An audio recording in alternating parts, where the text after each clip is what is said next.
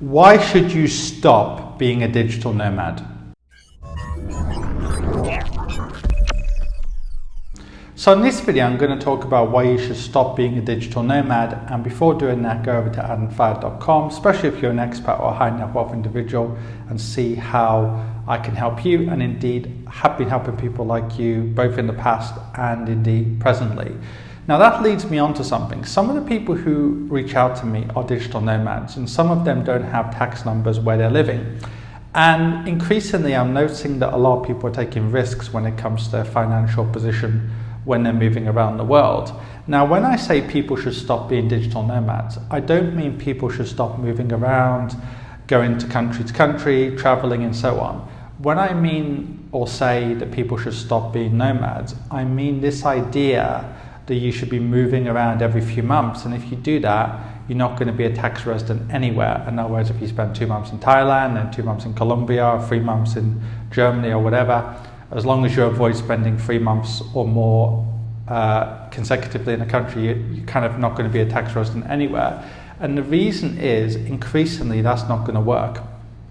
Because what's happening is there's more and more tax legislation which is coming all around the world, which is making it harder for people to do that. So I'll give you an example of something a lot of people already don't understand.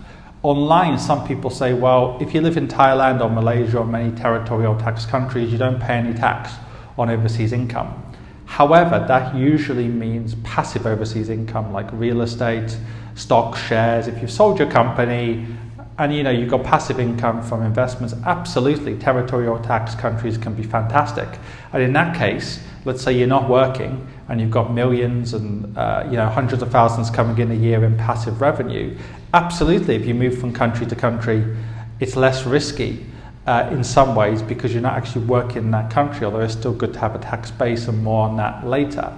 However, if you've got a home office, you are still deriving your income from that country. So if you're working from a home office in Thailand or Malaysia, technically speaking, in terms of the rules, you have an establishment in that country. So you should be actually paying local taxes, because even though your clients might be international and the money is being paid to an international account, because you've got an office, you've got a permanent establishment in that country.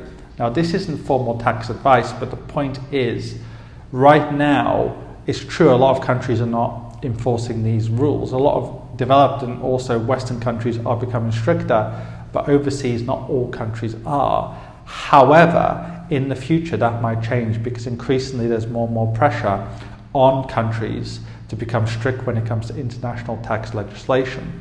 What's more, even if we ignore that last point, let's say if somebody gets away with, going under the radar, there's a few points to make here. First of all, it's less likely to work when you start making big money. In other words, if you're making $1,000, $2,000, $3,000 a month and you're living in Bali or whatever, it might well work for a few years, although you're still taking a risk. But if you start making tens of thousands or 100,000 plus a month, it's less likely to work because the banks and the financial institutions will question where the money's coming from. So for example, if you've got a bank account in your home country and you're a digital nomad and 1,000, 2,000 is coming in per month, it's less risky than if a lot of money is coming in. But by the same token, as per my YouTube shorts, more banks are closing down the accounts of expats living overseas, not just nomads. And if you want to open up an international investment account or an international bank account, you need what's called a tax identification number, a TIN, a TIN. And when it comes to a TIN, many nomads can't get a TIN where they're living. And it's better to have an international investment account than it is to have a local investment account, because again, if you're a nomad for 10 or 20 years and you come back to your home country and you said, well, I wasn't a tax resident, and then suddenly the tax authorities know you maintained your bank accounts. You didn't just maintain them, but you got money paid in to those accounts for the whole 10 or 20 years. You kept your gym membership open, you kept your investment accounts open. You didn't just keep them open, but you kept investing more into them. That could be a risk. That could be a sign that actually, was he really a tax resident or was she really a tax resident overseas?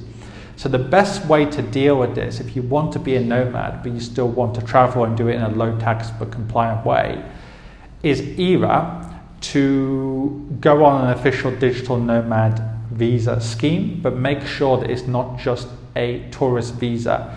There's a difference between a resident and a tax resident. A lot of these digital nomad schemes are just a long-term tourist visa, or they're ordinary residents, they're not tax residencies. So you have to actually make sure that you get residency but also tax residency where you are. And then ideally you want a low or no tax base for where you want to base yourself, and then you can travel. So I'll give you an example. If you come to, say, the UAE or Cayman Islands or wherever it is, and you spend more than 6 months a year in that low or no tax jurisdiction, the UAE is bringing in a corporate tax, but it's above a certain threshold, and then it's only 9% above that.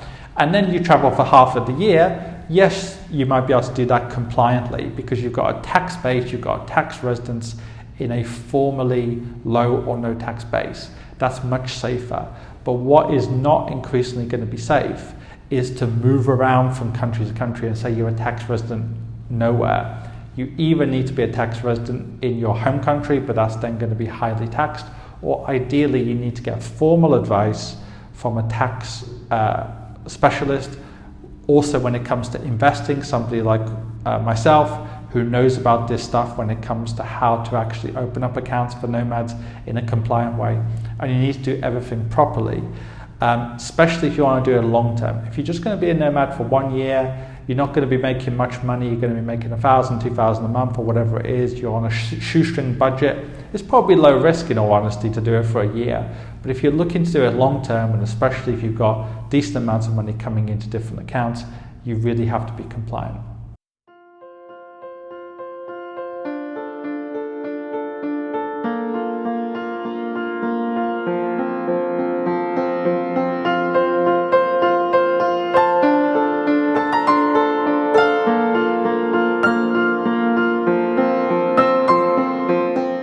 Depends on every person's individual goals, how much money they want to invest, how long they want to invest. And I did not have at all the feeling from any bank with which I had contact with that they were interested in these things.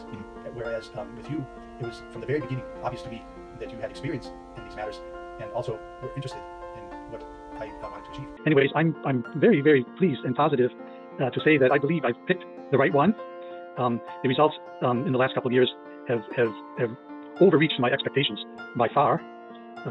And I see no reason why it should not continue. Of course, I can highly recommend him as your financial advisor for now and for the future. Because hesitating is missing out. So I'm investing a lot in the Middle East market, but the amount of returns I'm getting from there is very low as per the amount of returns I'm getting from the investment portfolio which you made for me. Obviously, the best result in market right now is Adam.